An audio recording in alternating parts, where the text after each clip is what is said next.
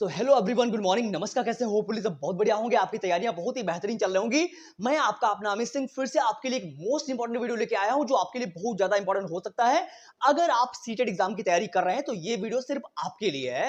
बहुत सारे लोग मुझे कमेंट कर रहे थे कि सर मुझे 120 प्लस लाना है, या मैंने अभी बिल्कुल भी पढ़ाई नहीं करी है, मैं बिल्कुल नया हूं, तो मुझे अच्छा स्कोर कैसे करना है। तो इस वीडियो में आपकी सारी बातें क्लियर हो जाएंगी। मतलब आपके लिए ये वीडियो इतना इंपॉर्टेंट है कि मैं बता भी नहीं सकता। ये मेरा खुद का एक्सपीरियंस है, मेरा खुद का एक्सपीरियंस है कि जो है आपको कैसे 120 प्लस लाने। मैं आपको एक स्ट्रैटेजी बताने वाला हूं।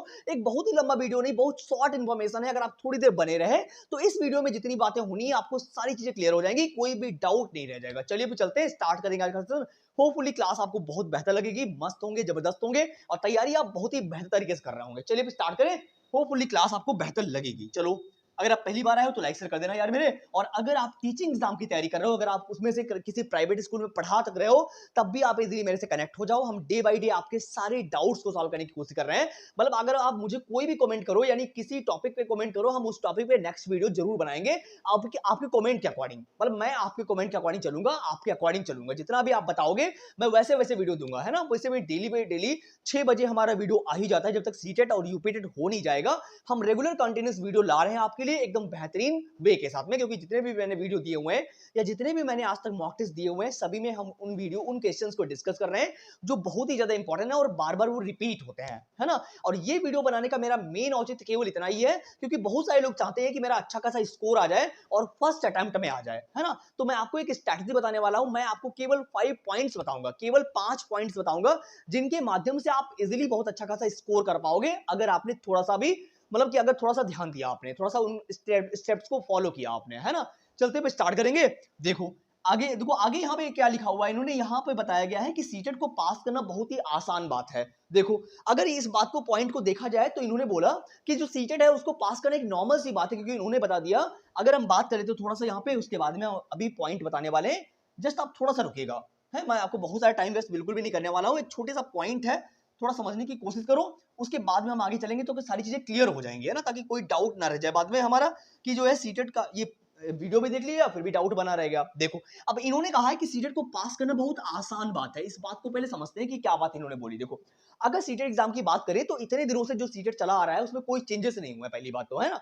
अभी जो चेंजेस हुए हैं मैं उनके बारे में बात करूंगा। नोटिफिकेशन किस दिन आने वाला है, किस डेट को आएगा, उसको भी मैं बताऊंगा इस वीडियो में। देखो, अब इन्होंने लिखा हुआ है यहाँ पे कि पास करना आसान है। क्यों? क्योंकि हमें मालूम है कि सीटेट का जो एग्जाम पैटर्न है, मतलब सिलेबस जो है, वो काफी दिनों से बदला ही नहीं यार मेरे, है ना। और मान लीजिए कल को अगर बदल गया तो आपके लिए पास करना बहुत मुश्किल पड़ जाएगा, क्योंकि आपको पता है वैसे भी सीटेट का जो स्कोर जा रहा है, पासिंग स्कोर जा रहा है, केवल 14 से 15% जा रहा है। लोग 14 से 15% ही पास हो रहे हैं। अभी जो इससे पहले 24 में जो पेपर हुआ है, 14 और 15 दिसंबर को, उसमें 20 लाख लोगों ने फॉर्म डाला था, जिसमें से पेपर देने के लिए 17 लाख लोग सेंटर पे पहुंचे थे और पास केवल 3 लाख लोग हुए हैं। आपको सोचो कि इतनी भारी संख्या में फेलियर हो रहा है। ये क्यों हो रहा है? क्योंकि आपको सही प्लेटफॉर्म नहीं पता है, आप कुछ भी पढ़ रहे हो, है ना। वही चीजें होंगी। मतलब वो यार पढ़ो, अगर आपको नॉलेज के लिए पढ़ना है तो सब कुछ पढ़ लो, बट अगर आपको अटेम्प्ट में अच्छा खासा स्कोर लाना है तो आप एग्जैक्ट कंटेंट पढ़ो पहले, है ना, कि क्या आने वाला है। आपको करेक्ट प्लेटफॉर्म सही चाहिए, कि कंटेंट सही मिलना चाहिए जहां से आप पढ़ रहे हो, है ना।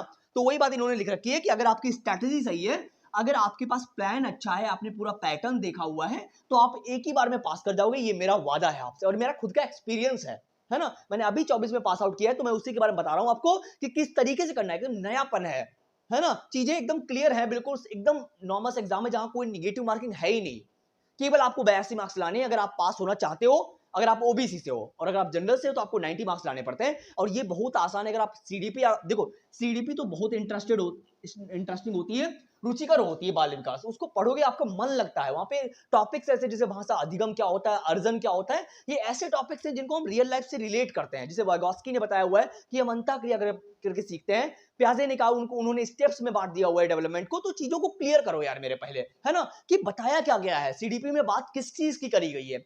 पहले कुछ मैराथन क्लास देख लीजिएगा, उसके बाद में मॉक टेस्ट लगाना, है ना। मैं आपको पूरा चीजें बताने वाला हूं कि किस तरीके से पढ़ना है आपको, अगर आपने कुछ भी नहीं पढ़ा हुआ है अभी तक। चलिए, देखो ये बात तो क्लियर हो गई, क्योंकि इसके माध्यम से समझ गए होंगे कि स्ट्रैटेजी आपकी अच्छी होनी चाहिए, आपको एक डायरेक्शन सही मिलनी चाहिए अगर आपको फर्स्ट अटेम्प्ट में क्लियर करना है। चलो, अब मैं बताऊंगा आपको कि किस तरीके से आप 120 प्लस लाएंगे, वो भी फर्स्ट अटेम्प्ट में। चलिए, ये कोई जादू नहीं, बस ये पॉइंट जो है जादू के जैसे ही काम करेंगे अगर आपने थोड़ा सा भी ध्यान दिया।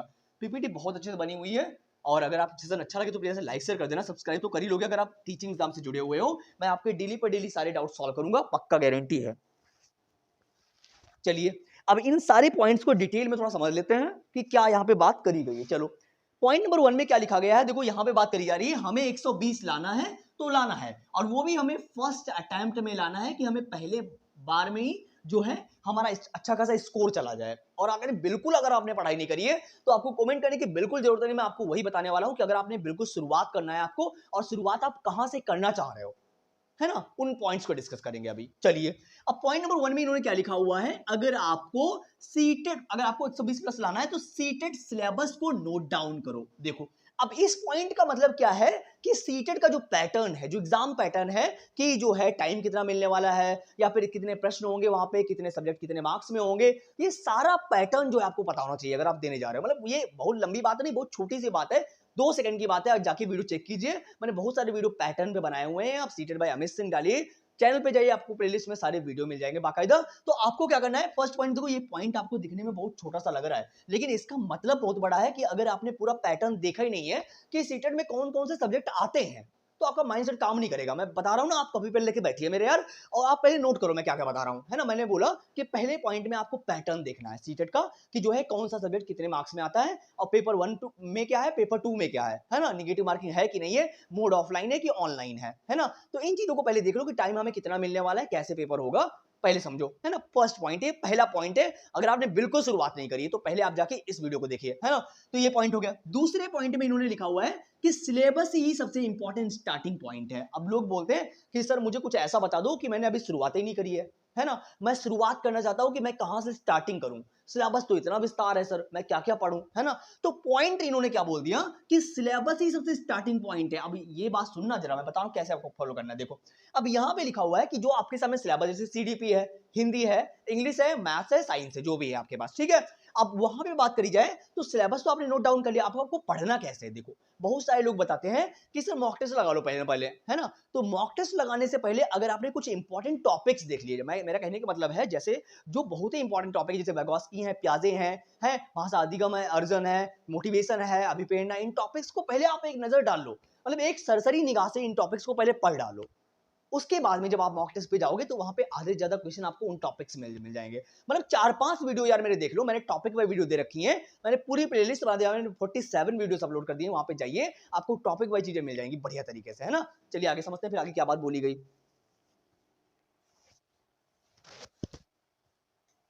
देखो अब आगे इन्होंने क्या बोलते हैं, तो आपको ये समझ में आ गया कि जो है हमें सिलेबस का पहले पॉइंट देखना है कि कौन कौन से पॉइंट हमको पढ़ने, जैसे मैंने बता दिया आपके टॉपिक, जैसे भाषा अधिगम देख लीजिए, अर्जन देख लीजिए, जो हमारे प्याजे हैं, वैगोस्की हैं, कोहलबर्ग है, इनको पहले पढ़ लीजिएगा अगर आप सीटेट देने जा रहे हो, क्योंकि ये बहुत इंपॉर्टेंट है, आते ही आते हैं, है ना। तो जब इतनी बातें क्लियर करोगे, अगर आपने सीडीपी, मैं कह रहा हूं कि अगर आपने सीडीपी प्रिपेयर कर ली और पहली बार अगर नए हो तो पहले सीडीपी तैयार करो, पहले बाल विकास तैयार करो, क्योंकि अगर आपने बाल विकास तैयार कर लिया तो हिंदी सेम वैसी है, मतलब बहुत सारी चीजें जो है वो सीडीपी से क्लियर हो जाती हैं, क्योंकि वहां से पैथोलॉजिकल क्वेश्चन हमें पता चल जाते हैं कि क्वेश्चन किस लेवल का आने वाला है। और अगर आपने हिंदी तैयार कर ली तो हिंदी जो है वो सेम इंग्लिश ट्रांसलेट होकर आ रही है। जब से पेपर पहले ऑफलाइन होता था, फिर बीच में 23 में इन्होंने ऑनलाइन कराया, फिर 24 में फिर से ऑफलाइन करा दिया, अब ये बराबर ऑफलाइन होगा हमेशा। और ऑफलाइन हमारे लिए बहुत अच्छी बात है कि पेपर हमारे सामने जब आता है, ओएमआर जब हमारे सामने आती है तो हम अच्छे से अटेम्प्ट कर पाते हैं उसको, क्योंकि बहुत सारे लोगों को स्क्रीन पे देखने की आदत नहीं होती, मैं सच कह रहा हूँ, ये बातें एक्सपीरियंस वाली है कि कंप्यूटर पे जब होता है पेपर, ऑनलाइन जब होता है तो यार डर जैसा बना रहता है कि कोई बटन ना दब जाए, है, खुद को आप समझ सकते हो मेरी बात जगह पे रख के आप, है ना। तो वही मैं कह रहा हूं, तो पहले आप मैराथन क्लास देख लीजिए। चलिए अब आगे इन्होंने थर्ड पॉइंट में लिखा हुआ है कि पहले थ्योरी वाइज कंटेंट पूरा करो, उसके बाद में ईवीएस हो, चाहे सीडीपी हो, चाहे प्याजे वैगोस्की, कोई भी थ्योरी, मतलब वही बात इन्होंने बोल दी थर्ड पॉइंट में कि पहले थ्योरी,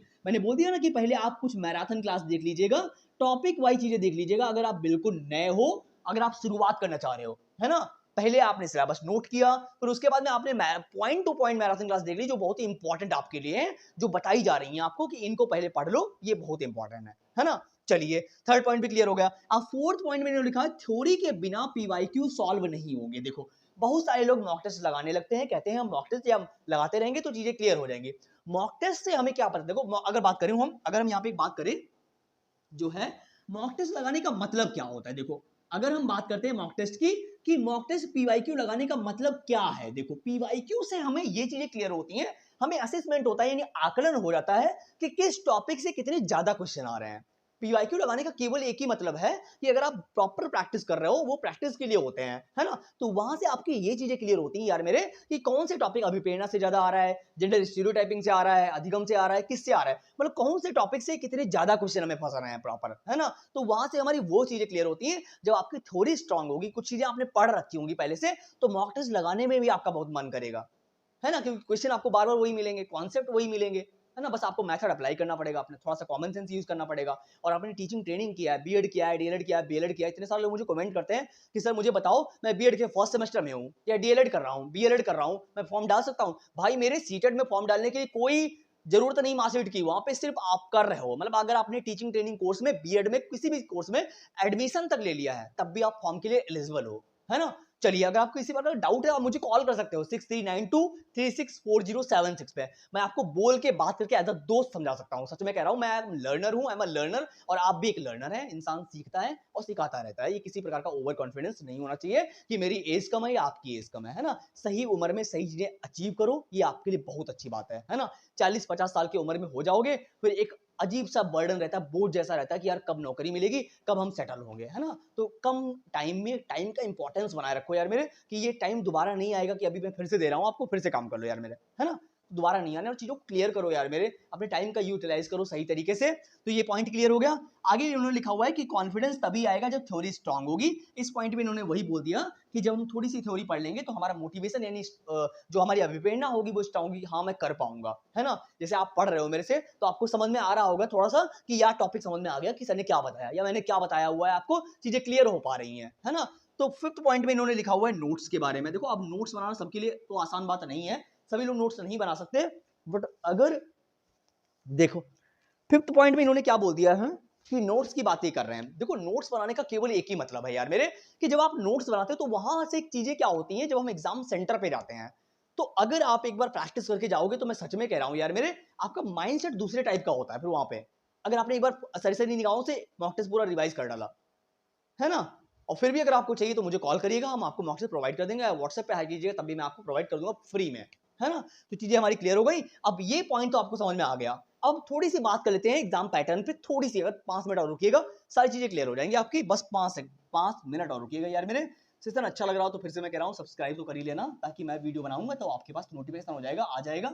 मैं भी आपका एक दोस्त हूँ यार मेरे, और मैं आपकी हेल्प करने के लिए पूरी तरीके से तैयार हूँ। चलिए, अब यहाँ पे जरा बात कर लेते हैं हम लोग यार, कि जो हमारा सीटेट आने वाला है, यानी कोई परिवर्तन हुआ है कि नहीं हुआ है, यानी जो सीटेट आने वाला है 1 की 2 दिन में, जिस दिन भी आपको सीटेट नोटिफिकेशन देखने के लिए मिल जाए, सितंबर चल रहा है, सितंबर में ही किसी भी दिन आपको नोटिफिकेशन देखने के लिए मिल सकता है, ये गारंटी है ना? इससे ज्यादा जा ही नहीं सकता, क्योंकि दिसंबर में होना है तो सितंबर में निकालेंगे नहीं निकालेंगे ये, है ना?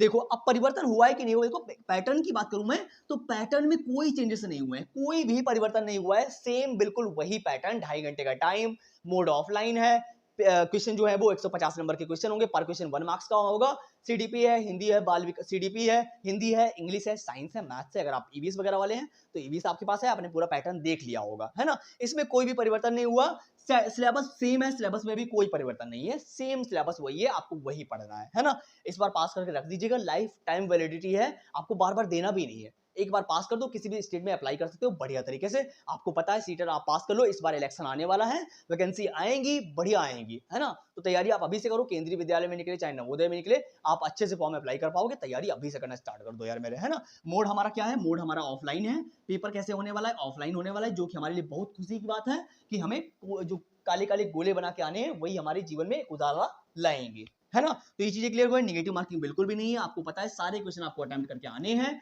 प्रश्नों के स्तर की बात करी जाए तो क्वेश्चनों का लेवल थोड़ा सा चेंज हुआ है। देखो, इस पॉइंट की अगर मैं बात करूं कि प्रश्नों का जो स्तर है, लेवल ऑफ क्वेश्चंस है, वो थोड़ा सा आपको बढ़ा हुआ मिलेगा, क्योंकि क्वेश्चन जो है हर बार सेम कहां तक देंगे, थोड़ा सा घुमा हुआ मिलेगा। बट अगर आपने कॉन्सेप्ट पढ़ा हुआ है तो मैं सच में कह रहा हूं, गारंटी है आप बिल्कुल भी घूमोगे नहीं, है ना? आप अटेम्प्ट जरूर कर पाओगे अगर आपने मेरे थोड़े से भी वीडियो देखे हुए हो, और आप मैं प्रॉपर जुड़ा हुआ आपसे, जो भी कमेंट हो, अभी डाउट है ना, अभी काफी दिन है मेरे पास, हमारे पास काफी दिन है ना, एग्जाम्स दिसंबर में होने वाला है, तब तक आप मेरे को डेली कमेंट करो कि किस टॉपिक पे वीडियो चाहिए, मैं उस टॉपिक पे दूंगा आपको वीडियो बना के, है ना?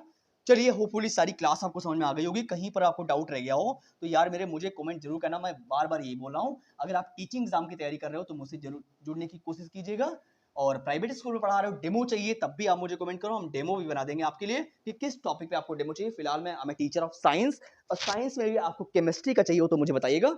क्योंकि बिकॉज मैं केमिस्ट्री पढ़ा रहा हूँ अभी, वही चीजें क्लियर हो जाएंगी। स्कूल में पढ़ा रहा हूँ, मतलब मैं अभी कॉलेज से जुड़ा हुआ हूँ, तो उसकी बात कर रहा हूँ, क्योंकि वहां से आने के बाद मैं यहाँ से कंटेंट क्रिएट करता हूँ, तो थोड़ा टाइम भी लग जाता है यार मेरे। कभी कभी बैबलिंग भी करने लगता हूँ, वो नहीं 6 महीने की उम्र में बच्चे के अंदर आता है बलबलाना, है ना, वो भी हो जाता है यार मेरे कभी कभी ज्यादा बोलने के चक्कर में। फिलहाल अपना काम करिए, मोटिवेट रहिए, किसी लोगों की बातों पर मत जाइए कि वो उसने मुझे क्या बोल दिया, उसने मुझे क्या बोल दिया। मेरे हर वीडियो में यही बात रहती है कि आप सेल्फ मोटिवेट रहिए, अपनी राह को बनाइए। लोग तो आएंगे जाएंगे, इनका तो काम ही केवल बोलना, है ना। Thank you so much for coming, thank you so much. मिलते हैं फिर एक नई वीडियो में, आशा और उम्मीद के साथ में। Thank you so much.